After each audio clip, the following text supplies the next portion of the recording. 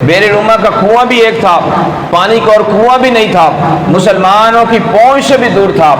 جب یہ خبر چلتے چلتے بارگاہ مصطفیٰ صلی اللہ علیہ وآلہ وسلم میں حاضر ہوئی تو حضور پاک صلی اللہ علیہ وآلہ وسلم بڑے پریشان ہوئے اور صحابہ کو اکٹھے کر کے آقا پاک علیہ الصلوۃ والسلام نے فرمایا، صحابہ جو اس کنویں کو خرید کر مسلمانوں کے لیے وقف کرے گا، اللہ تبارک و تعالیٰ اس کے بدلے اسے جنت عطا فرمائے گا۔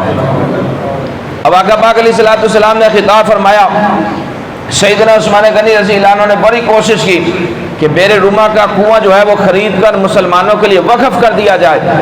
جو یہودی اس کا مالک تھا، آپ نے اس سے بڑی کوشش کی، لیکن یہودی نے کنواں بیچنے سے انکار کر دیا۔ کیوں؟ کہ یہودی جو ہے وہ مجبوری کا فائدہ اٹھانے کے عادی ہوتے ہیں۔ انکار کرنے کے بعد، بڑی کوشش کرنے کے بعد اس نے آدھا کنواں جو ہے فروخت کرنے کا ارادہ کر لیا۔ سیدنا عثمان غنی رضی اللہ عنہ نے 12,000 درہم میں اس کنویں کو خریدا، 12,000 درہم، اور خرید کر مسلمانوں کے لیے وقف کر دیا۔ اب طے یہ پایا کہ ایک دن سیدنا عثمان غنی رضی اللہ عنہ پانی بھریں گے، ایک دن یہودی پانی بھرے گا۔ جب سیدنا عثمان غنی رضی اللہ عنہ کی باری آتی تو لوگ اتنا پانی بھر لیتے کہ 2 دنوں کے لیے کافی ہوتا۔